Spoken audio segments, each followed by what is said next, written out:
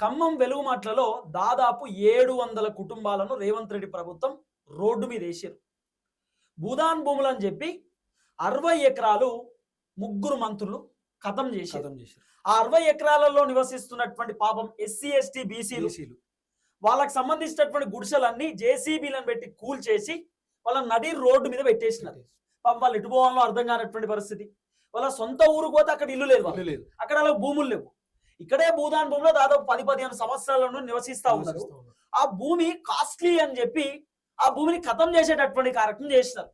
So ఎట్టకేలకు 311 కుటుంబాలకు రాష్ట్ర ప్రభుత్వం భూమి కేటాయిస్తా ఉంది. అది కూడా వెలుగుమాట్లకు సంబంధించినటువంటి భూమి కాదట, వెలుగుమాట్ల పక్కన ఉన్నటువంటి భూమి అట, ఏదో వేరే కార్డు ఇస్తున్నట భూమి. అయితే ఆ భూమి 70 గజాల చొప్పున కదా, ఒక్కొక్క కుటుంబానికి 70 గజాల చొప్పున 311 మందికి 70 గజాల చొప్పున ఇల్లు అదే పట్టాలు ఇస్తారు, ల్యాండ్ పట్టాలు ఈ రోజు. అయితే ఆల్రెడీ కలెక్టర్ ఆఫీస్ దగ్గర హడావిడి నడుస్తా ఉంది. ముగ్గురు మంత్రులు పొంగులేటి సీనన్న, బట్టి విక్రమార్క, తుమ్మల నాగేశ్వరరావు ముగ్గురు మంత్రులు పట్టాల పంపిణీ కార్యక్రమం ఈ రోజు చేయబోతున్నారు. ఇప్పుడు అర్థం కాని విషయం ఏంటంటే 700 కుటుంబాలను కదా రోడ్డు మీద వేసింది, మరి 311 కుటుంబాలకు ఎందుకు ఇచ్చుడు? మిగతా కుటుంబాలు ఎటు పోవాలి? 400 కుటుంబాలు ఏ రోడ్డున పడాలి? మరి వాళ్ళ పరిస్థితి ఏంది? వాళ్ళకి ఎందుకు ఇస్తలేరు? ఇంకో ట్విస్ట్ ఏంది తెలుసా? వీళ్ళేమో 60 ఎకరాలు కాజేస్తున్నారు, వాళ్ళకేమో 6 ఎకరాలే ఇస్తారు. 60 ఎకరాలు బట్టి విక్రమార్క లేకపోతే పొంగులేటి శ్రీనివాసరెడ్డి, తుమ్మల నాగేశ్వరరావు భూదాన్ భూమి పేరుతో మింగుతారు. 6 ఎకరాలేమో పేద ప్రజలకు ఇస్తారట. అది కూడా భూదాన్ భూమికి సంబంధించినటువంటి దాంట్లో కాదట, వేరే ఎక్కడో. ఇప్పుడు ఇంకో విషయం ఏంటంటే చాలా మంది రాజకీయ పార్టీ నాయకులు, ఇటు తీన్మార్ మల్లన్న తెలంగాణ రాజ్యాధికార పార్టీ, కల్వకుంట్ల కవితక్క తెలంగాణ జాగృతి, బిఆర్ఎస్ పార్టీ విశారన్ మహారాజ్ సారు, తొలి వెలుగు రగన్న, ఇట్లా మాట్లాడుకుంటూ పోతే వీళ్ళందరూ వెలుగుమాట్లకు సంబంధించిన బాధితుల కోసం పోరాటం చేసేసారు. మనం కూడా గట్టిగా మాట్లాడినాం, ఖచ్చితంగా ప్రభుత్వాన్ని ప్రశ్నించినాం, వెలుగుమాట్లలో జరుగుతున్నటువంటి అన్యాయాన్ని మనం బయటికి తీసుకొచ్చినాం. అయితే ఎవరి అకౌంట్ లో వాళ్ళు క్రెడిట్ వేసుకుంటున్నారు అంటే రగన్న ఏమంటాడు నేను చేయబట్టే, మల్లన్నేమో నేను చేయబట్టే 300 కుటుంబాలకు ఇప్పుడు ఇల్లులు వస్తున్నాయి, కవితకేమో నేను చేయబట్టే 300 కుటుంబాలకు ఇల్లులు వస్తున్నాయి Rama. BRS working president KTR ఏమో మొత్తం నా వల్లనే అని చెప్పి ఆయన చెప్తున్నారు. విశారదన్ మహారాజ్ సార్ ఏమో నేను ధర్నా కూసబట్టే ఆ 300 ఇల్లులు వచ్చినాయి, మిగతా 400 ఇల్లులు వచ్చేదాకా మేము లేవమని చెప్పి వాళ్ళు చెప్తున్నారు. మరి క్రెడిట్ ఎవరి అకౌంట్ లో వేయాలా?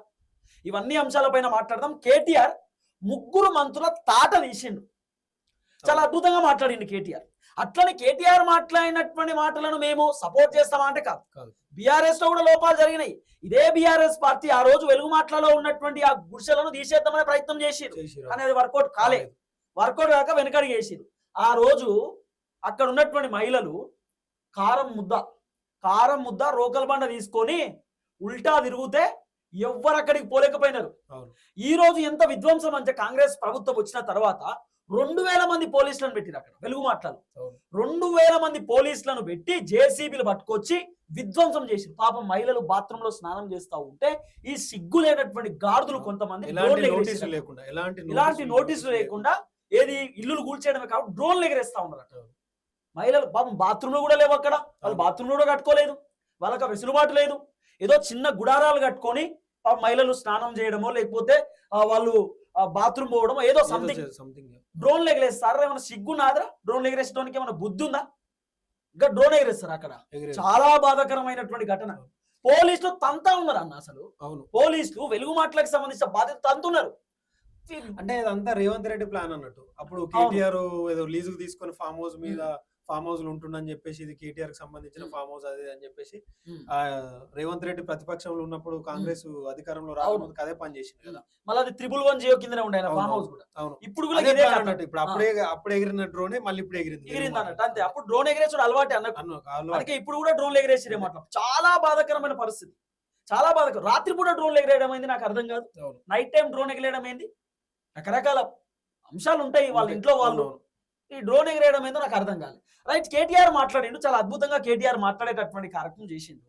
కేటీఆర్ ఏమంటాడు అంటే కూల్చుడు ఎందుకు కట్టించుడు ఎందుకు? వాస్తవమే కదా, వాస్తవమే. ఇప్పుడు 60 ఎకరాలలో నివసిస్తున్నటువంటి వెలుగుమట్లకు సంబంధించినటువంటి గ్రామస్తులు ఇల్లు కూల్చుడేందుకు, మళ్ళా పక్కనే కట్టుడేందుకు, అంతేందుకు? వినుర్రి ఆ వీడియో ఏం మాట్లాడిండో. ఈ విన్న తర్వాత మనం బ్రీఫ్ గా డిస్కస్ చేద్దాం.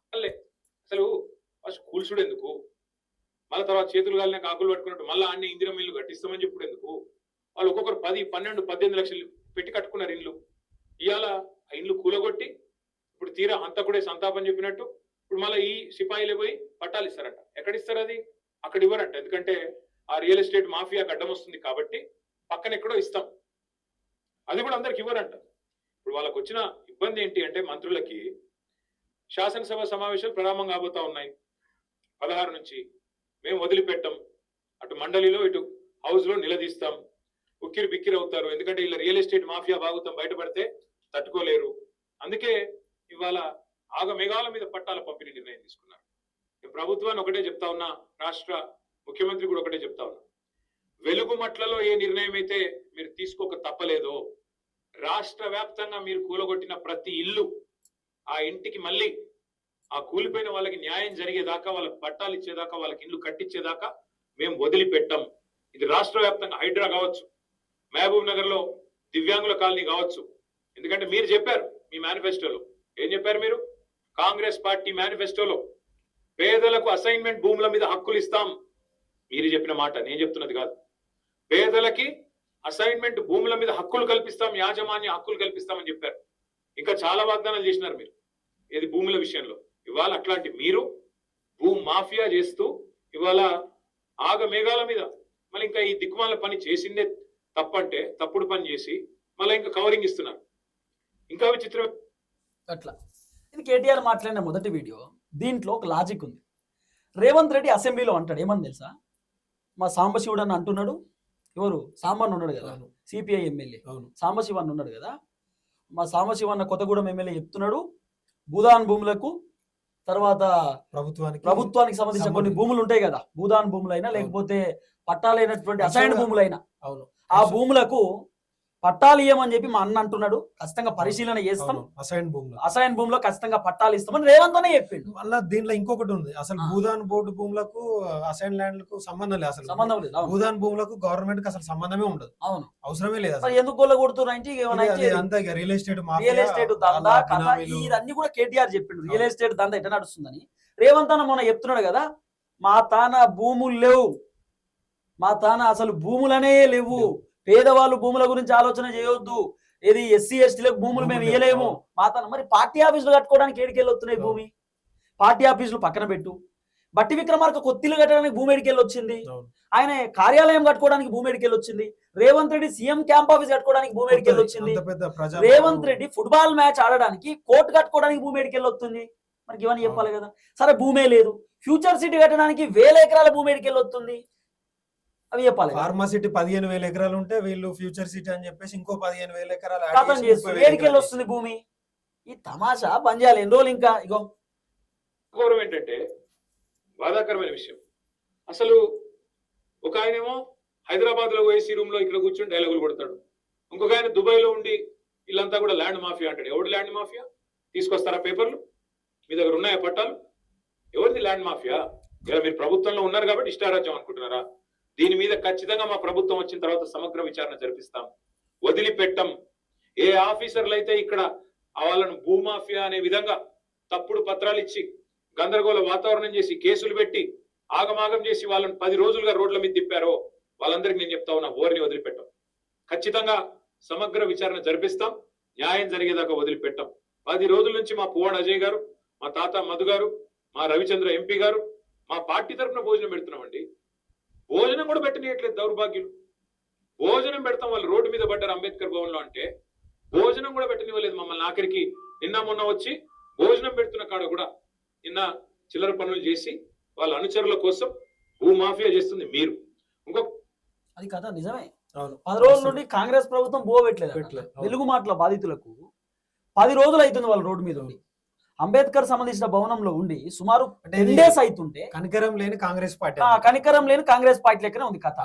అరే పేదవాళ్ళు ఇల్లు కూల్చేసిరు, రోడ్డు మీదకి వచ్చిరు, 10 రోజుల కంచెరాలకు భూ పెట్టే గతి లేదు, వాళ్ళకి నీళ్ళ బాటిల్ ఇచ్చే పరిస్థితి లేదు. ఈ ప్రతిపక్ష పార్టీ బీఆర్ఎస్ బీజేపీ ఇంకోటో వాళ్ళోళ్ళు వీళ్ళోళ్ళు వచ్చి భూ పెడదాం అంటే అట్లా కూడా పెట్టనిస్తారు. ఓ వద్దొద్దని ఏందన్నట్టు ఇది అంటే భూ పెట్టొద్దు, వాళ్ళు అట్నే ఉండాలి, అట్లనే ఎటన్నా పోనీ అని చెప్ప. మరి ఓట్ల కోసం పోయి కాలు మొక్కిరు కదా బట్టి విక్రమార్కన్న, లేకపోతే తుమ్మల, పొంగులేటి ఓట్లు కాలు మొక్కిరు, దండం పెడతా ఒక ఓటు వేయరు అని చెప్పి అడుక్కురు కదా ఓట్ల కోసం. మరి ఇప్పుడు ఏమైంది? ఇప్పుడు ఇక ఓట్లు అవసరం లేదు మనకి, ఇప్పుడు ఏమన్నా కానీ మాకు సంబంధం లేదన్నట్టు. మీరు రాసి పెట్టుకోరు, నేను చెప్తున్నా కదా. పొంగులేటి శ్రీనివాస్ రెడ్డి, బట్టి విక్రమార్క, తుమ్మల నాగేశ్వరరావుని జనం ఎట్లా ఓడగొడతారంటే పొల్లు ఓడగొడతారు, మామూలుగా కాదు. ఫస్ట్ ఈ తెలంగాణ రాష్ట్రంలో ఓడిపోయేటటువంటి సీట్లు 3. పొంగులేటి శ్రీనివాస్ రెడ్డి, బట్టి విక్రమార్క, తుమ్మల నాగేశ్వరరావు, వాళ్ళే ఫస్ట్ ఓడిపోతారు. మీరు రాసి పెట్టుకోరని చెప్తున్నారు. మీరు రాసి పెట్టుకోరు, గదే జరుగుతుంది. వెలుగుమట్ల ఇన్సిడెంట్ చాలా ఇంపాక్ట్ క్రియేట్ చేసింది ఈ రాష్ట్రంలో.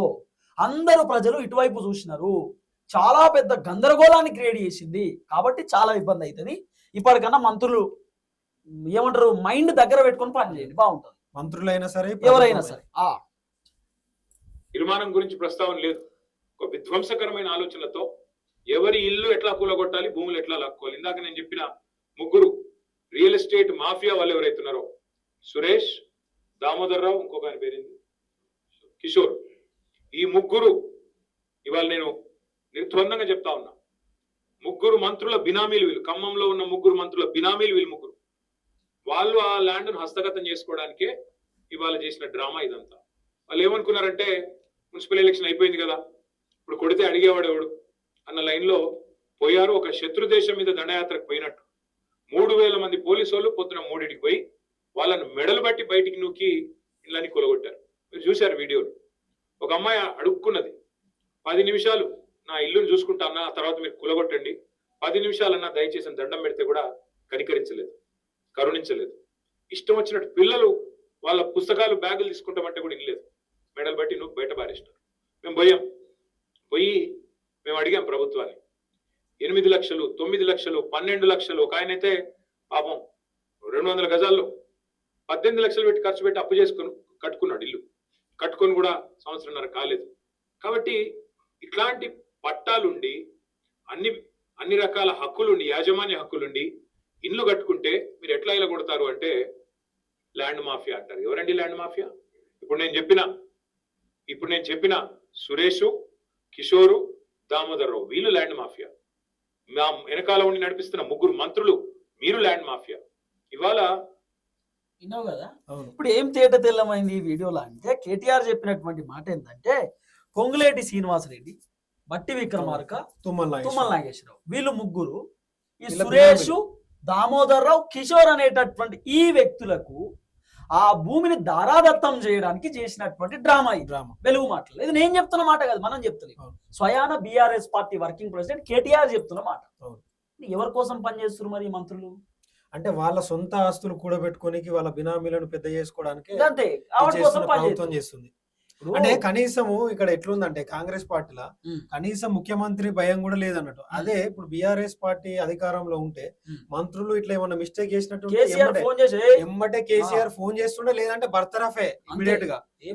అంటే ఇప్పుడు ఏం జరుగుతుందంటే అండర్స్టాండింగ్ ఉందన్నట్టు. మంత్రులు ఎవరైనా మీరు ఏమైనా ముఖ్యమంత్రికి ఇంత వాటా, వేరే వాళ్ళు సేమ్. ఇప్పుడు కేసీఆర్ అది రేవంత్ రెడ్డి ఏం చేస్తున్నట్టే, ఆయన సీటు కాపాడుకోవడానికి చేస్తున్నట్టు. అంటే మంత్రులను వీళ్ళు ఏమన్నా ముఖ్యమంత్రి కుర్చీలో ఉంటా, మీరు ఏమన్నా చేసుకోండి, మీ ఇష్టం. నేనైతే ముఖ్యమంత్రి కుర్చీలో ఉంటా, నన్ను ఇబ్బంది పెట్టు. మీరు ఏమైనా ఈ ఇంటర్నల్ అండర్స్టాండింగ్ లెక్క కొడుతున్నది అంతా. అంటే సొంతింటి కళ అనేది ఒక పేదోడి కళ. జీవితాంతం పనిచేసి కనీసం ఒక పేదోడు ఇల్లు కట్టుకోవాలని అనుకుంటాడు. అలాంటి ఇల్లు కూలగొట్టిందంటే కాంగ్రెస్ పార్టీకి కనీసం కొంచెం పేదోడి పట్ల కనికరం కూడా లేదు. ఇంకా ప్రజాప్రభుత్వం, రైతు రాజ్యం, పేదల ప్రభుత్వం, ఈ డైలాగులు ఎందుకు? మళ్ళీ చెప్తా ఉన్నా, వెలుగు మాటలకు సంబంధించినటువంటి 700 కుటుంబాలను, సుమారు 60 ఎకరాలను ఖాళీ చేయడానికి కారణం కేవలం ఈ బినామీలు. ఎవరు?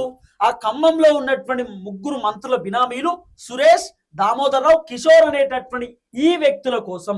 ఈ వ్యక్తులకు ఆ 60 ఎకరాల ల్యాండ్ నచ్చింది. ఆ 60 ఎకరాల ల్యాండ్ లో డెవలప్మెంట్ చేయడానికో, వెంచరో, ఇంకోటో చేయడానికి అక్కడ ఉన్నటువంటి పేద ప్రజలను ఖాళీ చేపించి, అది ఆ ఏరియాలో చాలా ప్రైమ్ అట, కలెక్టర్ ఆఫీస్ పక్కనే ఉంటది అక్కడ. కాబట్టి ఆ ల్యాండ్ ని ఖతం చేయడానికి వీళ్ళు ఆడినటువంటి ఒక డ్రామా.